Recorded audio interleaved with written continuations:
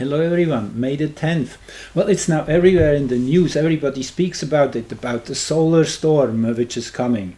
And yes, we are in an intense stretch. I have been talking about this, and we have expected that to come. It's now manifesting. Yes, it's been really visible in astrology very clearly. We are getting into a very extreme month of solar activity and of change, which is consequent, kind of the outcome of that extra energy that is all poured into this reality. Let's just first look at a few pictures here I have for you. So this is the forecast for tomorrow nights, that is 2 nights, which is Friday night starting. The aurora forecast. This red area is where it is expected people can see very vivid and colorful display of northern lights. You see possibly best till down mid United States, definitely all over Canada.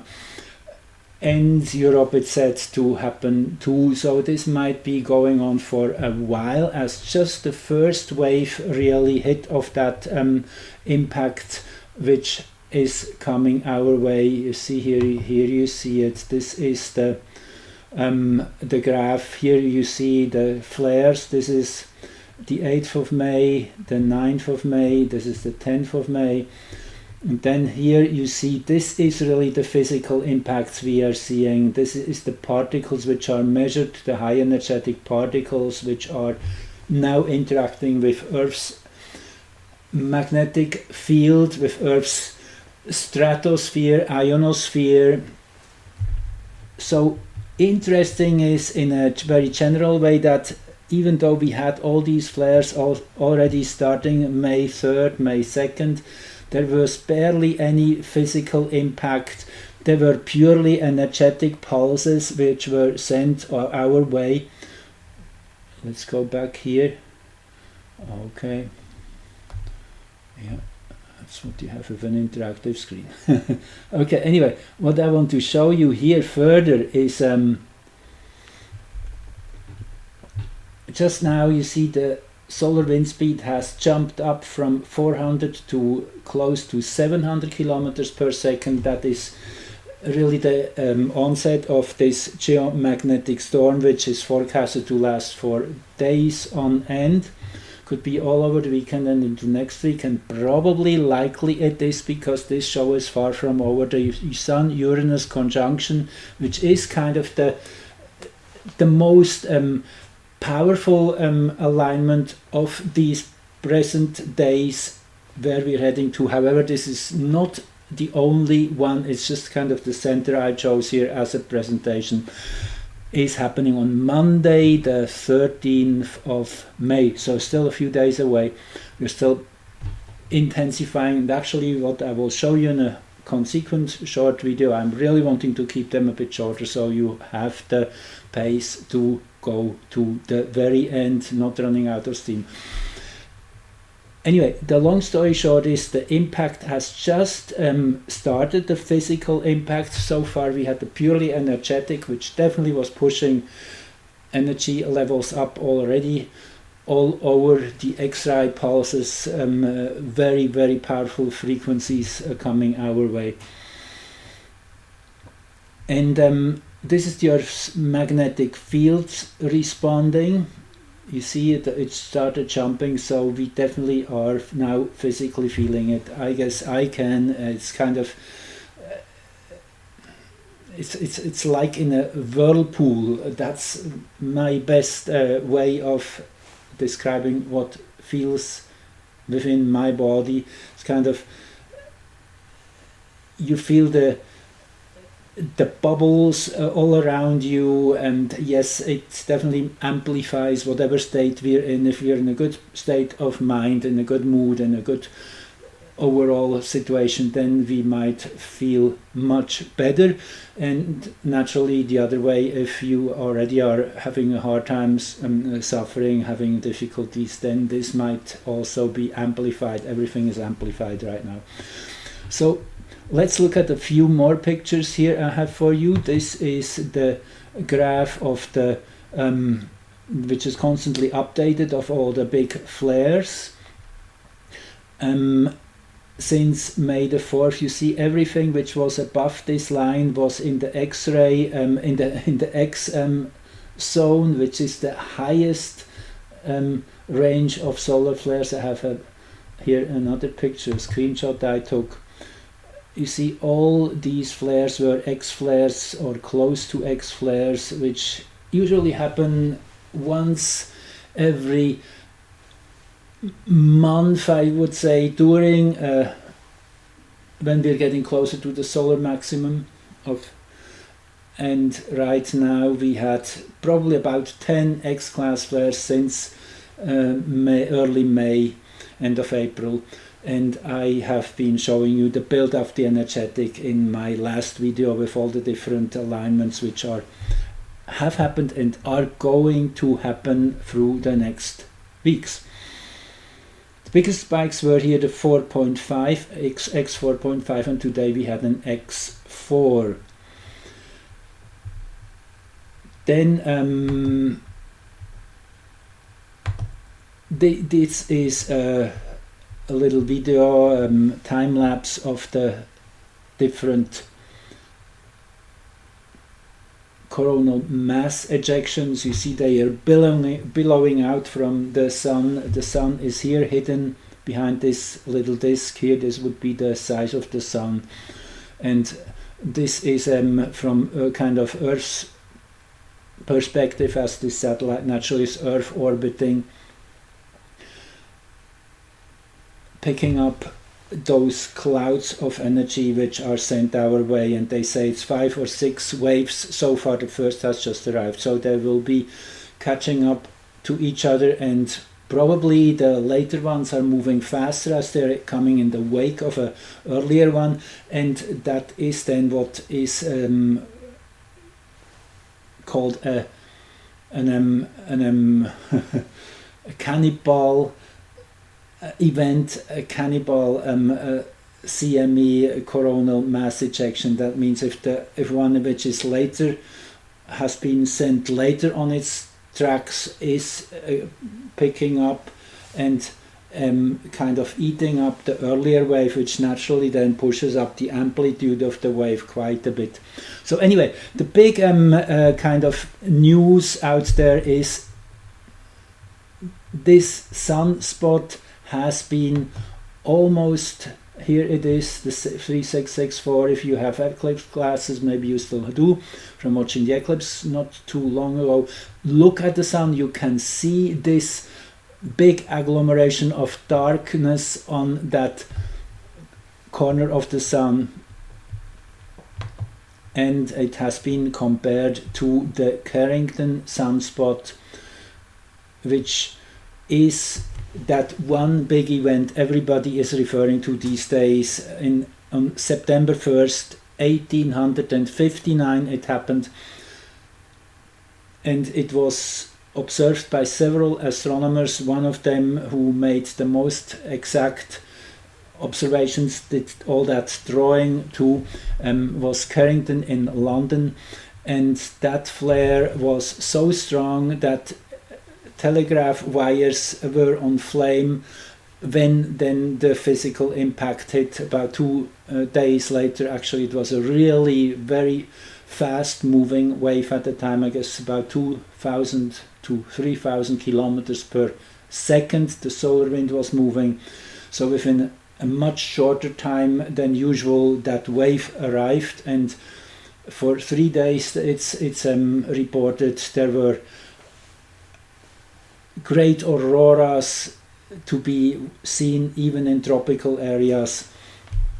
So anyway, the long story short, as you probably all know, is that an event of that magnitude would probably knock out not just the internet but probably all electronics, eventually bringing us back to the pre-electronic age, and this is very well possible that this happens within the next weeks, months. It's absolutely possible. We are within this window of solar maximum. This is a dragon year. There is lots of intention. Nature is now showing that we are not allowing to go down that artificial timeline route which we have been pushed on as a humanity. So this is all connected.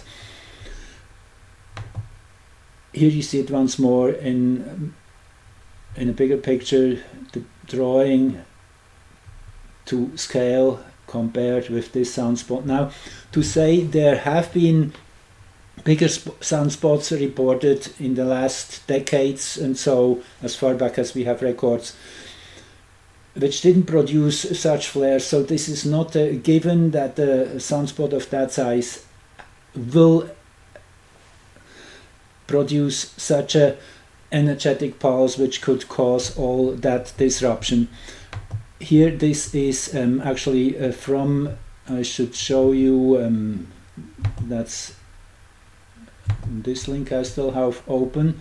That was from a few days ago, actually the 8th, 9th of May, I guess. You can go here in the space weather page. If you go there, you can choose in the archive to go to any date. So if you want to see that event again, yes, I guess it already changed here on me.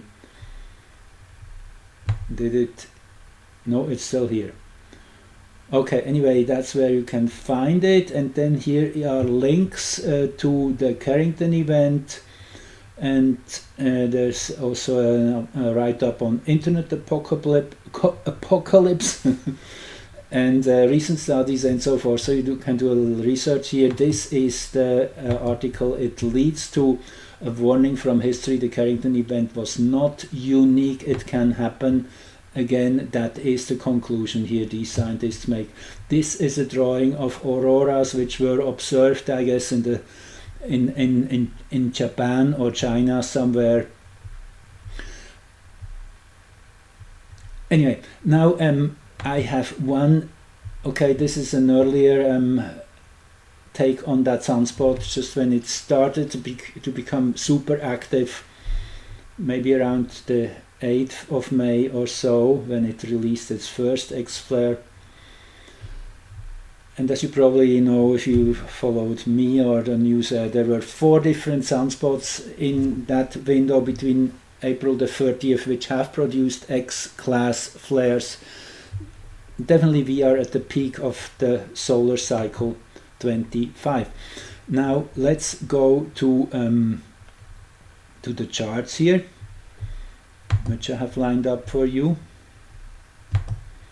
So here on the side you see the Sun-Uranus conjunction from May the 13th coming up Monday, and here we have now the Carrington flare.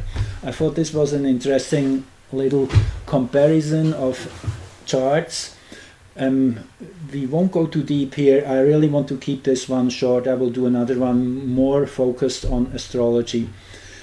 In here I just want to quickly point out a few things. First, there was a square between the Sun and Uranus. You see that again, one of these aspects. Uranus is the one which is related to sudden and energetic events. Shock, thunder is where Uranus actually is in right now, if you overlay the 64 hexagram of the I Ching. Again, all the relevant links to follow up is in the description under the video as usual, and also if you're liking and subscribing, that is very appreciated. Also, if you want to support my work, there's a link below where you can do that. I am very happy and very pleased to have quite a few of you who are doing that on a regular basis. It's wonderful to feel that community support, that my work is appreciated. Also all the comments, if you have questions, I always try to answer all of those as well. So first of all, this is definitely based on Carrington's observation. That time it was short after 11. I guess that's kind of the what we know.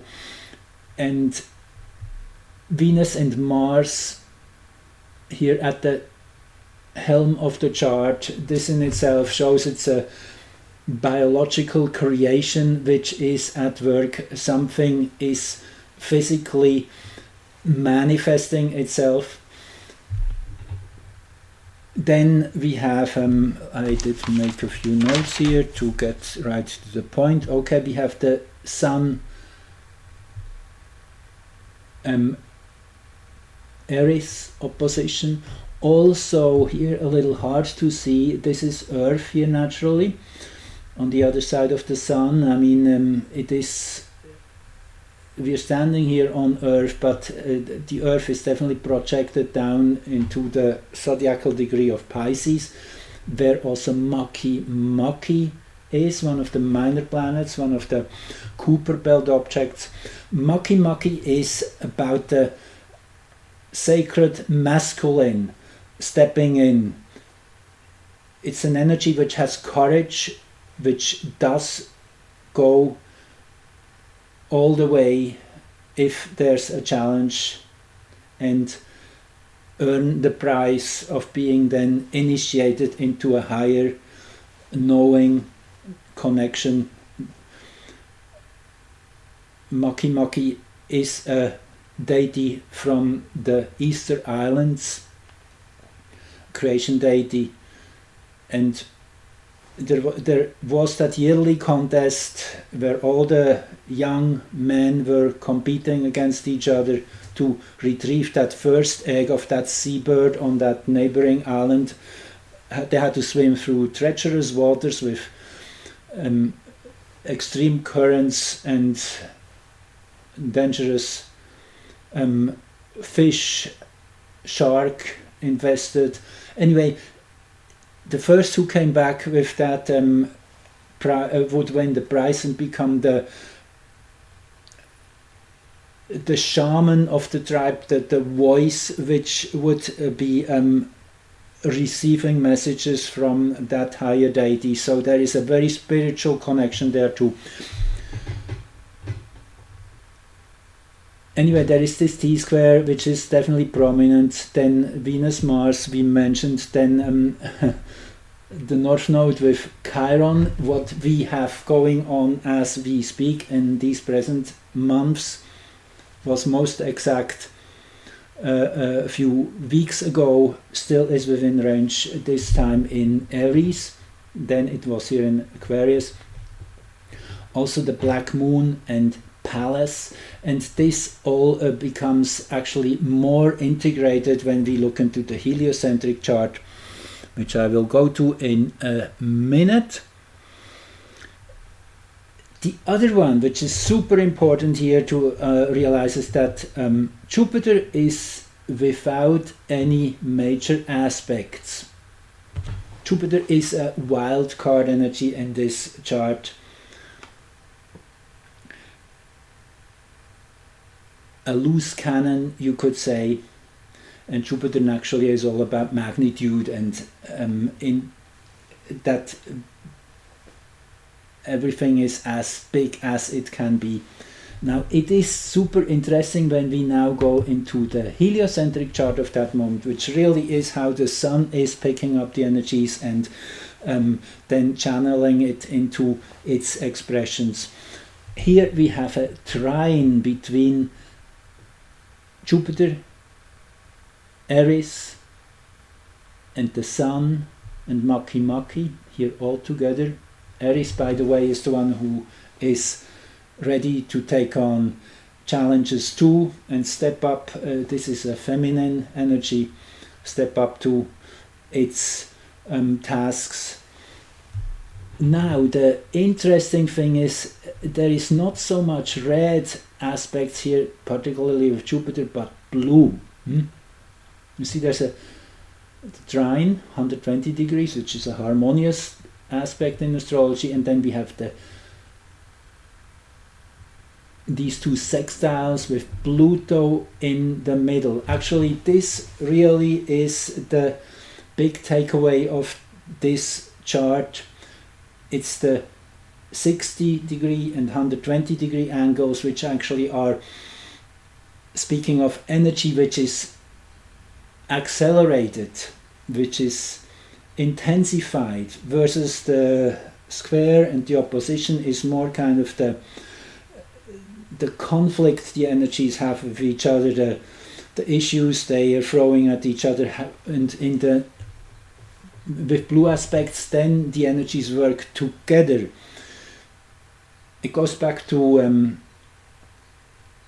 several researchers who have looked into the connection between planetary alignments and solar activity. One of them was Theodor Landscheid, who was an astronomer in Germany in the 70s, 80s. He did some intense research on that, and he found it was mainly a Pluto-Jupiter connection which would trigger big events.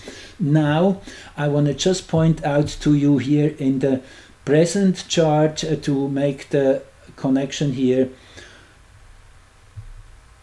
This is the heliocentric chart. Two we are looking at here. Here is Jupiter and here is Pluto. You see, they are actually getting into an exact 120-degree angle in a couple to about 3 to 4 weeks. I forget, it will be early June. Anyway, the long story short is this energy is still getting more intense, more build up. Yes, right now the Earth is opposing Uranus here in the heliocentric chart. There's a Mars-Saturn conjunction here getting exact in the heliocentric on the 17th of May. Now look at this. We're back here at the Carrington Event, and you have a Mars-Saturn conjunction here in Leo this time it was. Now it will be in Pisces. So there's some similarities going on, and also, as I said, those two planets around 17 degrees Leo. You see, if we quickly zoom back to the geocentric, and those two charts, those two geometric alignments always resonate with one another. So we had around 17 degrees. You see that's here between Mars and Saturn too, so they're here close with each other too. And then if we go to the opposite side, you see it is that 17th degree here, which kind of connects all those four. And this in itself is interesting, as Pallas is related to technology, and the whole artificial intelligence thing, very much also Pallas is a part of that. Telephone, telegraph, it was at the time in 1859 mainly. The black moon naturally always shows what's where problems show up, where we are focused to resolve issues. With Chiron, naturally, it's definitely that event showed us what could happen, even though at the time there were not many technological things around yet. We have the records, we know this event would definitely cause some problems. I didn't mention yet the Moon-Pluto opposition here at the time of the flare. Now keep in mind, this is the moment Carrington, watching the sun with his solar observatory, saw that big flash coming off the sun, that blinding event, and it took, I think it took something like 24 or even, as I say, 18 hours to 20 to 36 hours. Anyway, it really depends on the speed of that coronal mass ejection traveling to Earth. You see, it is always these two different levels of intensity, of impact, I should say. The first one is the purely energetic X-ray bolt, which is turning that whole side of Earth's ionosphere into a plasma with radio blackouts, as we know, and all that. And then when the big particle wave arrives, the solar wind, which is pushed out, which is really that combustion stream of H plus atoms, which is charged hydrogen atoms, hydrogen ions, and when they interact with the atmosphere, yes, then we get all that aurora display, and we also get the shaking through of Earth's geomagnetic field with severe geomagnetic storms, which then charge up the ground and turn transformers into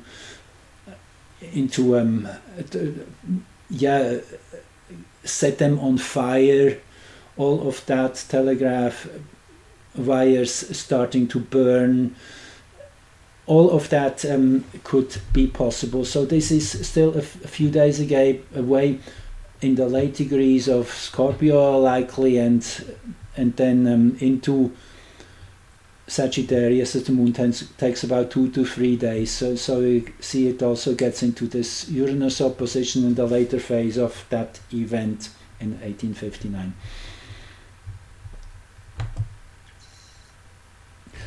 So let's have a last quick peek at Monday's arrangement of energies, when Sun and Uranus will be exact in the same place of the zodiac as seen from Earth. Again, Earth is here. We are standing on Earth in a way here. Now you see Mars here, up here. That is definitely interesting. And Mars again is in alignment with Maki, this time in an opposition. I guess before in the other chart it was the Earth which was aligned with Maki. There's some similarities here too. Then also from Earth's angle, that 120-degree connection to Pluto with Jupiter is in effect within orb, and as you naturally can see, the Sun is moving that direction every day. It will catch up 1 more degree in about 4 or 5 days.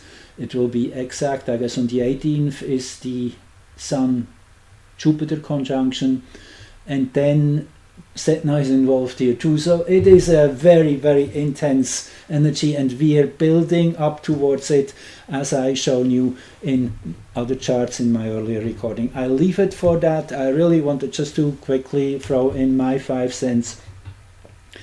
And thank you again for being here, for your support, and love you all. Bye bye.